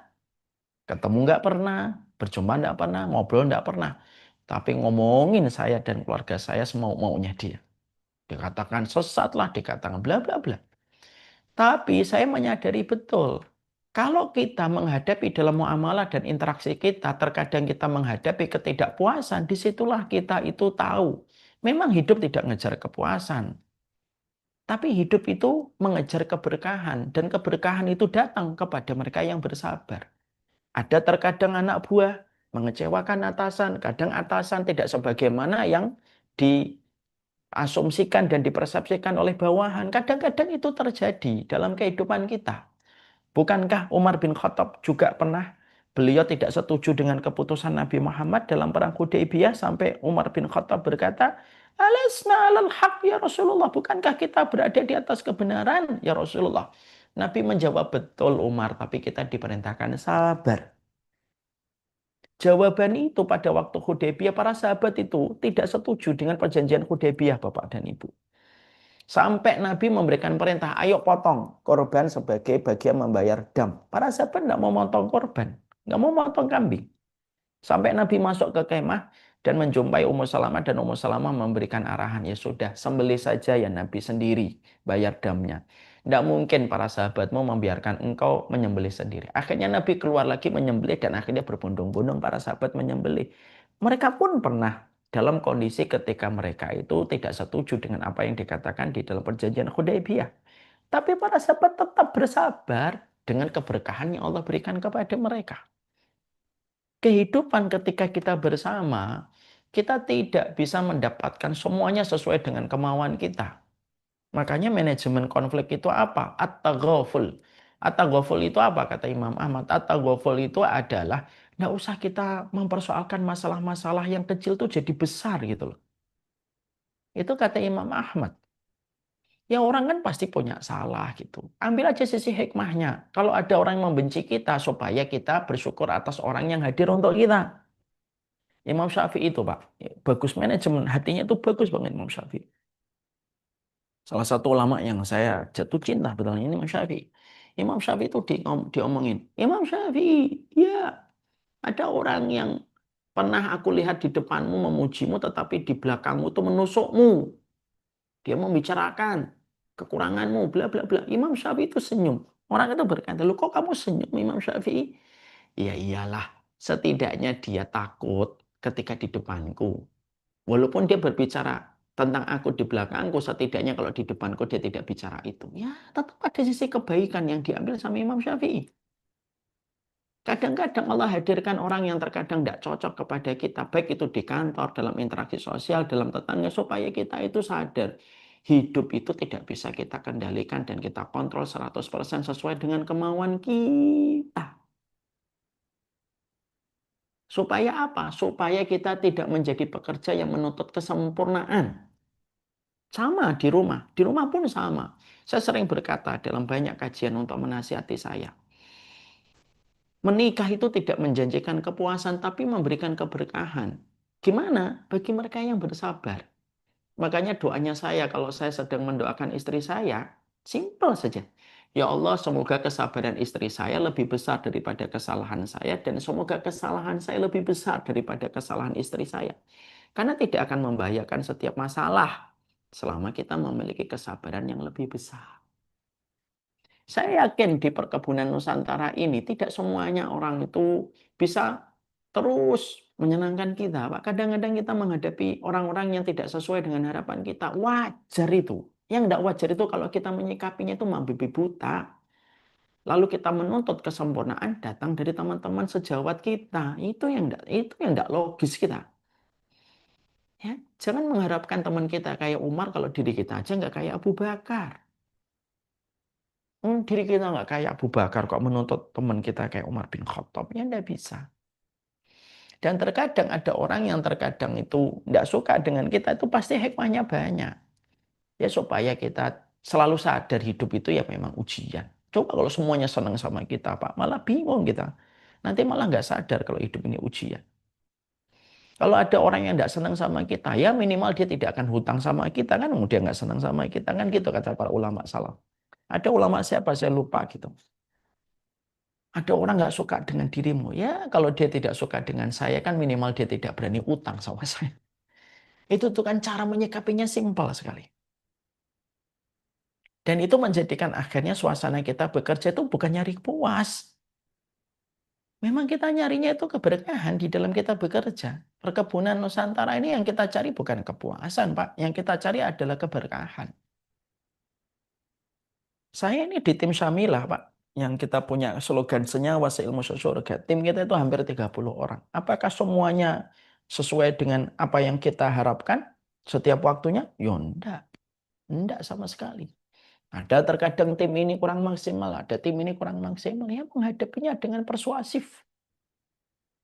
Kama tadinu tudanu. Karena sebagaimana kamu memperlakukan, sebagaimana itu kamu akan diperlakukan.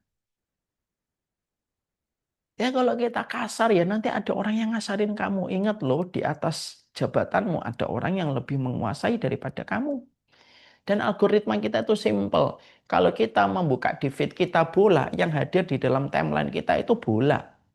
Kita buka bola hari ini di feed kita. Yakin saya 3 hari ke depan, 5 hari ke depan, seluruh timeline kita penuh dengan bola. Sesimpel itu sebenarnya kita. Dan itulah yang menjadikan kita memahami kalau kita berangkat, jangan kita mengharapkan kepuasan. Karena tidak ada orang yang bisa ngasih kita kepuasan. Justru orang yang mengharapkan kepuasan dari kehidupan manusia itu orang yang paling mudah depresi dan frustasi. Makanya perhatikan ini. Jadi saya sampaikan ada sebuah kajian kitab yang baru saja Pak saya dapatkan tadi pagi ketika membaca. Saya bacain ya karena baru saja saya dapetin. Ya. Tis'ata a'syar al-afiyatu fit taghaful. Imam Muhammad itu ditanya, rahasia kebersamaan dalam rumah tangga itu apa? 90% kunci kelanggengan di dalam berumah tangga itu apa? Al-afiyatu fit taghaful. Ya memaafkan dalam perkara-perkara yang remeh. Nggak usah dibesar-besarkan. Kalau dalam bahasa Jawa itu bagus, krimikan, orang usah jadi grojokan. Ini kecil-kecil itu nggak usah jadi besar. Ada yang nggak suka dengan dakwah kamu, yuk sabar, biasa itu. Ada yang mencela kamu di media sosial, biasa Pak. Nggak usah kita komentari dengan nafsu. Saya dilihatin ada orang komentari Ustadz begini, nggak usah kita komentari dengan nafsu. Ngapain kita? Ya setidaknya dia nggak utang sama saya. Maka saya mencontoh para ulama itu, perspektifnya mereka selalu indah. Yang kedua, karena ini panjang, saya singkatkan waktu sudah hampir 1,5 jam.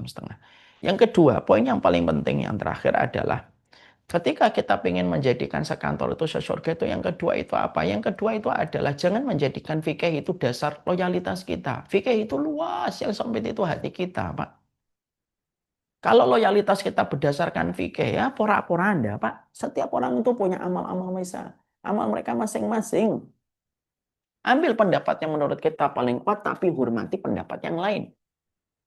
Saya, kalau ditanya, apakah pendapat Ustadz itu, Ustadz meyakini paling benar? Iya, semua pendapat yang saya pilih sampai hari ini, berdasarkan kajian-kajian yang saya miliki, berdasarkan sekolah panjang yang saya miliki, dari sastra sampai fakultas syariah, dari pondok, saya bertahun-tahun belajar agama.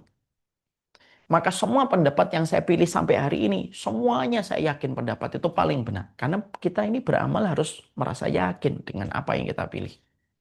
Tapi ketika saya merasa paling benar, saya tetap menghormati pendapat-pendapat lain yang terkadang tidak sama dengan pilihan pendapat yang saya pilih. Persis kayak Imam Syafi'i. Imam Syafi'i itu mengatakan apa? Qauli shawab yahtamilul khata' wa qauluka khata' yahtamilul shawab. Perkataan saya benar, tapi ada kemungkinan salah. Perkataanmu menurut saya, menurut disiplin ilmu saya, salah pendapatmu itu. Tapi ada kemungkinan benar. Bukankah indah perkataan Imam Syafi'i? Nggak ngotot, nggak ngeyel. Jangan menjadi orang yang maunya tuh menang sendiri gitu loh. Maunya didengerin, nggak mau dengerin. Maunya dihormatin, nggak mau menghormatin. Maunya gurunya dihormatin, tapi nggak mau menghormatin yang lain. Tidak bisa hidup semau maunya yang kamu inginkan. Jangan kayak anak-anak lah. Dalam hidup kalau kita sudah dewasa, ngaji-ngaji aja. Tapi jangan jadikan masalah fikih itu menjadi renggangnya hubungan kita di dalam perkantoran. Ya, kita carilah titik-titik yang bisa menjadikan kita itu tetap bisa bekerja sama dalam kebaikan. Walaupun terkadang kita memiliki titik-titik perbedaan yang tidak bisa disatukan karena pilihan kita itu tidak sama. Karena kita semuanya tetap menghambakan kepada Allah, kepada kiblat yang sama, dan di dalam koridor Ahlussunnah wal Jamaah. Ada yang pernah nanya sama saya, Ustadz, saya itu kalau sholat ada yang di samping saya bergerak-gerakkan telunjuknya, saya tidak khusyuk dalam sholat. Saya ngomong, lah ngapain Bapak ngeliatin telunjuk dia? Bapak fokus saja kepada telunjuknya. Jadi kalau saya jelaskan perbedaan para ulama, oh panjang Pak, dan bukan itu inti materinya. Nanti satu waktu lah kita akan bahas kenapa para ulama itu berbeda pendapat. Tapi ini sekarang bukan waktunya membahas itu. Tapi yang saya ingin bahas, kadang-kadang permusuhan itu hanya karena apa? Karena perbedaan masalah fikih. Fikih itu luas, Pak. Yang sempit itu hati kita. Bersatu itu perintah, berbeda itu fitrah. Memang nggak bisa dilepaskan dari perbedaan karena cara pandang para ulama terhadap penetapan dalil itu beda-beda. Dan semuanya berdasarkan ulama-ulama terdahulu. Tapi kalau kita menetapkan fikih sebagai dasar loyalitas kita, ya susah, Pak. Akhirnya apa? Ujungnya fanatik. Kalau sudah fanatik, keras kepada orang beriman. Akhirnya apa? Tidak mau bersungut-sungut, bermuka masam. Gimana sih kamu itu jenggotnya panjang bermuka masam sama orang? Kamu itu kan ngikutin Rasul. Nabi aja bermuka masam kepada Umi Maktum aja. Abdullah bin Umi Maktum ditegur sama Allah. Abasa wa tawalla. Kenapa kamu bermuka masam lagi memalingkan wajahmu sekarang, Pak? Banyak orang hanya karena beda fikih itu bermuka masam dan memalingkan mukanya. Gimana ini? Ya kalau akhirnya kita itu ngotot memilih pendapat fikih, lalu memaksumkan ustadz kita, ya susah, Pak. Tidak ada yang maksum. Maksum itu hanya Nabi. Jangan seakan-akan bahwasanya engkau lah satu-satunya, bahwasanya ustadzmu kayak Nabi. Yang lainnya nggak kayak Nabi. Kemaksuman, kesempurnaan dalam berislam itu hanyalah Rasulullah. Dan telah wafat kemaksuman itu setelah meninggalnya Rasulullah. Para sahabat pun tidak maksum. Para sahabat itu maksum secara mujmal, tapi mereka secara pribadi itu ya ada yang berlaku dosa, ada yang berbuat maksiat, ada yang tidak ngerti dalil, ada yang terkadang belum paham tentang satu tafsir. Makanya akhirnya yang kedua, kehidupan kita di dalam kita melakukan pekerjaan kita sehidup, sekantor, sesurga itu adalah ketika yang kedua, jangan menjadikan fikih titik tolak kita untuk mencintai dan membenci orang. Kalau ini sudah kita lakukan, Pak, kita keras kepada orang beriman. Banyak nggak orang yang kadang-kadang, maaf ya Pak, kasih sama orang beriman, maunya tuh didengerin, tapi nggak mau dengerin gitu. Seakan-akan bahwasanya dia dan teman-temannya itu yang paling tahu tentang Islam, seakan-akan yang lainnya bodoh semuanya. Seakan-akan bahwasanya hanya dia dan ustadznya yang membaca kitab, seakan-akan ustadz lain tidak ada yang baca kitab. La haula wala quwata illa billah. Nasallallahu salamah wal afiyah. Ini panjang Pak, tapi ya sudah mau jam 3 ini. Saya khawatir mengambil jam kantor dan akhirnya menyebabkan kedoliman dalam komitmen tidak mengurangi takaran waktu. Dua sajalah kita terangkan dalam kesempatan hari ini. Semoga ini bisa memberikan pencerahan untuk kita. Banyak sekali poin-poin penting. Yang pertama, bekerja itu ibadah supaya tidak menggantungkan harapan kita dan menjadi beban bagi orang lain. Ada orang yang mendapatkan rezeki baik personal, ada orang yang mendapatkan rezeki itu baik tim. Yang Allah titipkan rezeki itu dengan tim besar yang mereka bersama-sama. Disitulah kita harus paham. Kenapa kita harus sehidup, sekantor, sesurga? Ya karena pada dasarnya kita membutuhkan tempat yang betul-betul memberikan kenyamanan. Supaya rezeki kita lancar Pak kalau kita tidak gaduh. Dan ketika kita sekantor sesurga, orang-orang yang menjadi teman kantor kita yang akan memberikan kesaksian baik, yang mungkin akan menyolati kita dan mendapatkan banyak kemudahan di dalam hidup kita. Khusus kepada perkebunan Nusantara. Semoga bapak-bapak sekantor sesurga. Sebagaimana tagline dari Islamillah, senyawa seilmu sesurga. Senyawa karena Muslim umatnya Nabi itu adalah sebagaimana satu nyawa. Walaupun kadang-kadang ada perbedaan fikih. Seilmu, ilmu kita berdasarkan petunjuk Nabi, bukan berdasarkan khurafat dan tahayul. Sesurga, semangat kita itu memasukkan orang ke dalam surga dan bukan mengeluarkan orang dari surga. Karena surga itu sendirian kalau kita tok yang masuk surga. Barakallahu fikum. Saya serahkan kepada Mas Febri. Masya Allah, tabarakallah. Banyak sekali poin-poin yang penting yang kita dapatkan ini teman-teman sekalian. Insya Allah. Jazakallah khair Ustaz. Tadi juga sudah disampaikan di akhir.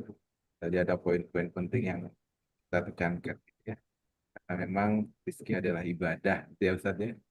Kemudian kita dapat rezeki itu ada dua kan. Ada dari usaha sendiri dan juga kita menjadi bagian dari tim besar. Di mana di situ ada kebersamaan. Jadi yang perlu diingat teman-teman, kalau tadi saya bisa boleh sedikit memetik poin-poinnya adalah kalau kita memastikan bahwa kita mau sekantor sesurga, ya Ustaz ya, itu bukan hanya sekedar tagline, tapi itu sebuah ikhtiar gitu ya. Dan yang perlu diingat tadi juga sudah ditekankan Ustaz panjang lebarnya nanti bisa lebih dari jam 3 ini Ustaz kalau bahas lagi Ustaz. Iya, sampai maghrib Pertama Pak, yang belum selesai nih. betul Ustaz. Karena Tadi saya tentang paling seneng kebersamaan kalau itu. iya, saya tuh paling seneng kalau bicara tentang persaudaraan, Pak Febri, gitu. Karena Iya. salah satu di antara hal yang paling dikonsentrasikan oleh Syamila dalam dakwah kami adalah memastikan bahwasanya umat ini berjalan dengan ilmu dan petunjuk, tetapi memastikan umat ini bersaudara karena kita sesama umatnya Nabi Muhammad SAW. Masya Allah. Masya Allah. Baik, Ustadz, mohon izin ini ada teman-teman yang mau bertanya, boleh ya Ustadz ya?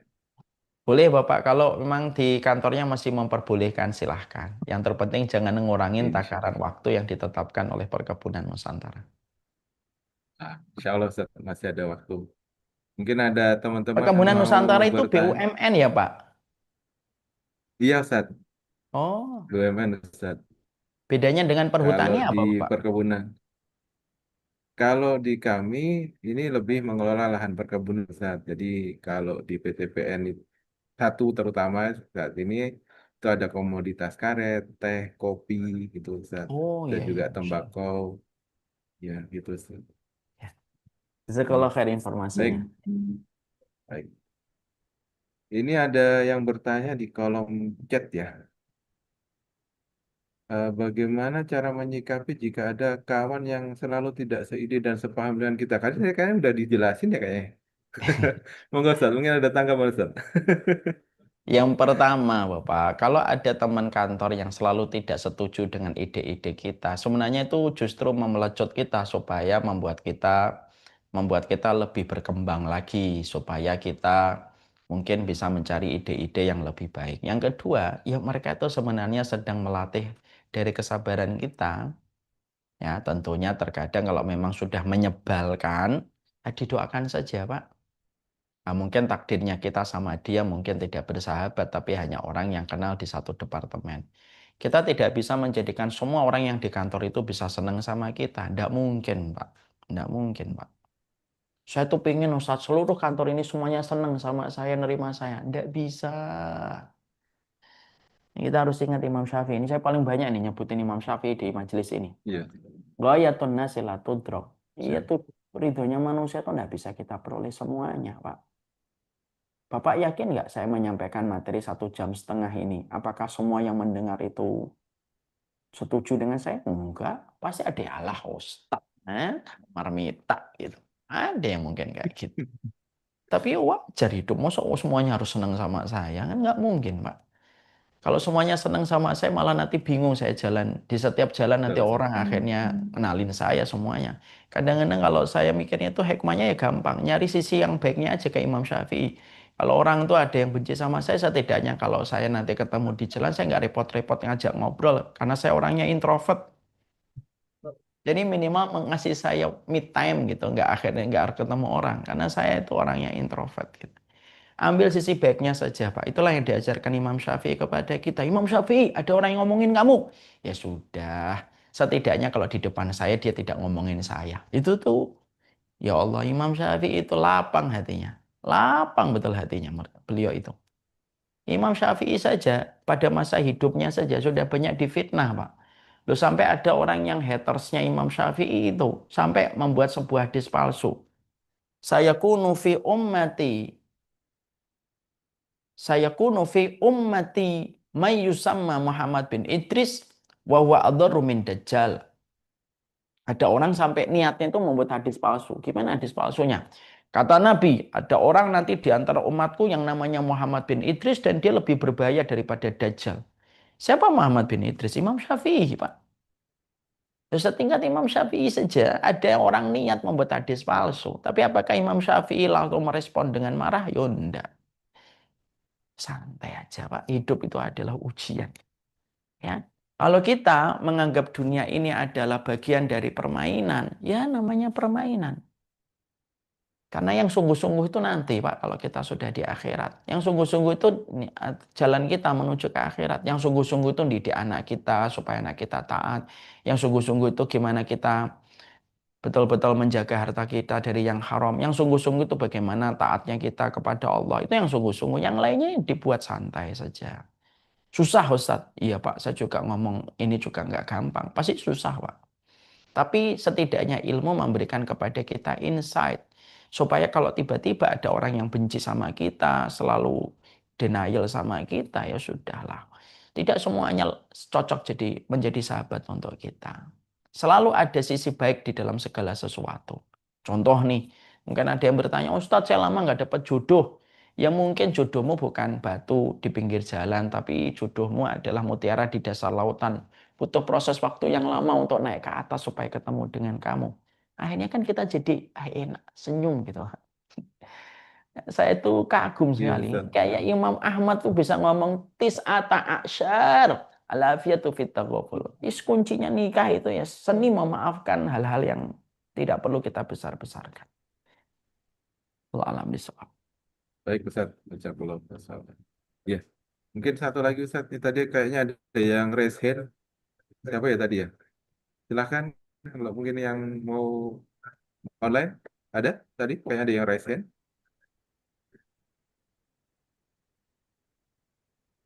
Nggak ada ya? Baik, mungkin karena juga keterbatasan waktu. Mungkin satu aja, Ustaz. Mungkin dari saya, Ustaz. Kalau boleh beri kami tips, Ustaz, untuk di bulan Dzulhijjah ini seperti apa, Ustaz?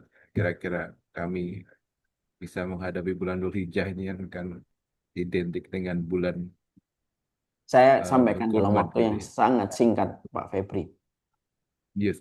Beramal itu tidak boleh apa adanya dan ala kadarnya. Dan beramal itu harus senantiasa memperhatikan apa yang menjadi favoritnya Allah di dalam kita beramal. Favorit amal itu penting. Contoh, saya ambilkan contoh yang gampang. Pak Febri tahu nggak? Saya itu kalau sarapan, pecel itu makanan kesukaan saya, tapi bukan favorit saya. Makanan favorit saya itu nasi goreng, misalnya. Ketika istri saya memasakkan pecel, kira-kira saya senang banget atau senang biasa? Senang biasa, karena pecel bukan makanan favorit saya. Tapi kalau satu pagi saya pulang dari masjid, saya mencium bau bawang merah dan bawang putih bersatu padu di atas wajan. Dan saya berkata, apa masakannya ini? Masakannya nasi goreng. Ketika itu makanan favorit saya, kira-kira saya senang nggak? Saya pasti senang sekali.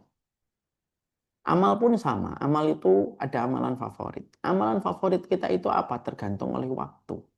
Dan salah satu di antara prime time waktu kita di dalam beramal itu apa? Bulan Dzulhijjah. Bulan Dzulhijjah itu prime time. Di mana seluruh ketaatan kita bernilai besar. Min ayyamin al-amalu salih fiha habba ilallah min hadhil ayyamil asyar. Tidak ada satu amal yang paling Allah cintai kecuali amal yang dilakukan pada 10 hari yang terakhir di bulan Ramadan. Ini amalan yang bisa menjadikan amalan ketaatan di waktu 10 hari yang pertama di bulan Dzulhijjah itu favorit. Kenapa? Karena dilakukan di prime time. Apa yang harus kita lakukan? Banyak puasa. Apa yang harus kita lakukan? Banyak bertakbir. dan bertahlil. Apa yang harus kita lakukan? Banyak melakukan ketaatan. Puncaknya berkorban. Puncaknya berkorban. Itulah amalan favorit. Ini sebenarnya materi 1,5 jam, Pak. Saya sampaikan dalam waktu 5 menit saja. Baik, Ustaz. Masya Allah. Baik, Ustaz. Di akhir pertemuan kita, boleh kami memohon untuk bisa ditutup dengan doa, Ustaz? Amin insyaallah, Pak. Bismillahirrahmanirrahim. Allahumma inna nas'aluka bi annaka antallah al-hadus samad alladzi lam yalid wa lam yulad wa lam yakul lahu kufuwan ahad. Allahumma inna nas'aluka hubbaka wa hubba man yuhibbuka wa hubba amalin yuqarribu ila hubbika. Rabbana dhalamna anfusana wa illam taghfir lana wa tarhamna lanakunanna minal khasirin. Ya Allah, ya Rahman, ya Mujibas Sa'ilin. Anugerahkanlah kepada kami ridhomu dan cintamu. Anugerahkanlah kepada kami cinta orang-orang yang mencintaimu. Anugerahkanlah kepada kami amalan yang paling kau cinta yang mendekatkan kami kepada cintamu. Jadikan hati kami penuh dengan rahmat, penuh kecintaan kepada sesama umatnya Nabi Muhammad. Jadikan kami senantiasa engkau berikan petunjuk kepada perkara yang paling kau cintai. Dan jadikan jiwa kami tidak pernah lelah mencintai sesama umatnya Nabi Muhammad. Jadikan kami ketika bekerja bukan hanya mendapatkan ridhomu melalui rezeki yang kau titipkan dan kau bagikan. Tapi semoga kami mendapatkan keluarga di tempat kami bekerja. Jauhkanlah kami dari segala macam fitnah yang nampak dan tidak nampak. Jauhkanlah kami dari bala dan musibah. Berilah keberkahan di tempat kami bekerja supaya kami bisa menjemput rezekimu. Dan jauhkanlah kami dari bala dan musibah yang bisa menjadikan kami kehilangan rezeki kami dan kehilangan pekerjaan kami. Yang nantinya akan menjadikan kami menjadi beban bagi orang lain. Jauhkanlah ya Allah, karena Engkaulah karena Engkaulah yang menggenggam setiap urusan kebaikan dan kemadharatan. Jauhkanlah kami dari segala kemadharatan. Rahmatilah kami ya Allah, berkahilah kami dan jangan tinggalkan kami walaupun sekejap mata. Wassallallahu ala nabiyina Muhammad walhamdulillahirabbil alamin. Amin. Amin. Amin. Ya. Untuk sekali lagi jazakumullah khairan katsiran atas tausiahnya Ustadz beserta tim, dan semoga insya Allah kita bisa dipertemukan secara offline ya Ustadz ya, nanti bisa hadir secara offline, bisa sama-sama ketemu teman-teman yang ada di sini. Dan teman-teman sekalian, rekan-rekan PT Perkebunan Nusantara 1 yang dicintai Allah, insya Allah. Mungkin demikian pertemuan kita untuk kajian sekantor sesurga pada hari ini bersama dengan Ustaz Umar Mita. Dan apabila tadi yang masih penasaran untuk bertanya, mungkin bisa nanti disampaikan ke kami, atau mungkin nanti mungkin ada yang ini Ustaz, mungkin kalau mau disampaikan Ustaz Umar, mungkin ada channel yang bisa di ini Ustaz, atau mau harus masuk ke mana, ke channel Telegram atau ke itu Ustaz? Yang mana Bapak? WA. Nggak Ya ikutin mungkin aja kalau ada Telegram. yang pengen bertanya lagi mungkin bisa. Bertanya kembali. Insya Allah di DM kalau memang terbaca oleh admin kami, insya Allah nanti akan kami layani. Insya Allah. Oh baik Ustaz. Baik, terima kasih Atau Ustaz ikutin Umar beberapa Mita. series kita offline, Bapak. Karena ada beberapa series kita yang offline. Oh iya. Mungkin teman-teman di Perkebunan Nusantara bisa mengikuti. Ada series kita yang offline, melepasmu untuk yang terakhir kalinya, ada di hotel, di Rasuit Hotel Jakarta Selatan. Ada one day class yang biasanya offline 1 hari di kantor besarnya Syamila, yaitu ada melepasmu untuk yang terakhir kalinya. Ada From the Earth to the Ars, mentadaburi bacaan sholat di dalam kita deep talk sama Allah. Itu termasuk kegiatan-kegiatan offline kita. Dan nanti juga kita akan menyelenggarakan offline kita itu Syamila Intimate, Me and My Half Din Series, yaitu harmonisasi dua hati berpadu dengan ilmu. Masya Allah, baik. Kalau nggak salah itu di channel Telegram Ustaz, kayak Ya, tadi di Telegram posting juga di ada sana. insya Allah. Buat teman-teman yang mau pengen, ya baik. Baik Ustaz, mohon izin kita cukupkan pertemuan kita hari ini. Semoga tentunya kita bisa bertemu tentunya di kesempatan-kesempatan berikutnya. Dan insya Allah offline, semoga bisa ketemu offline ya Ustaz. Dan Amin insya juga Allah. mungkin kami ya, dan mungkin ini Ustaz, karena ini kan temanya sekantor sesurga gitu ya. Mohon izin Ustadz kalau misalnya nanti ketemu kami yang ada di sini nggak ketemu di surga, tolong cari kami Ustadz. Insya Allah. Pak Febri kalau nanti nggak ketemu Yo, saya di yo Ustadz. surga, kalau Pak Febri tidak ketemu saya di surga, carilah saya di surga yang lebih tinggi, insya Allah. Masya Allah. Insya Allah Ustadz. Amin, amin, ya Rabbal alamin. Karena Baik Pak kita Ustadz, harus jazakumullah khair optimis sekali dengan lagi. surga. Karena kata para ulama, seorang Amin, mukmin amin. Ya. itu harus optimis dengan surga. Makanya Nabi mengatakan, "Idza sa'altumullaha fas'aluhul firdausil a'la." Kalau kalian minta surga, mintalah surga yang paling tinggi. Itulah yang kita harus selalu minta kepada Allah. Baik Ustadz, insya Allah. Semoga kita selalu diberikan keoptimisan ya Ustadz. Amin, insya Allah. Baik, jazakumullah khairan sekali lagi Ustadz beserta Sami-sami. tim dan juga teman-teman yang sudah hadir. Semoga ini bisa menjadi salah satu amal yang bisa menjadi pemberat nanti di yaumil akhir kelak insya Allah. Baik, Amin. kita tutup dengan doa kafaratul majelis. Subhanakallahumma wa bihamdika asyhadu an la ilaha illa anta astaghfiruka wa atubu ilaik. Wassalamualaikum warahmatullahi wabarakatuh. Waalaikumsalam warahmatullahi Mohon izin Ustaz. wabarakatuh. Enggak Bapak, salam pamit duluan. Monggo Ustaz. Waalaikumsalam.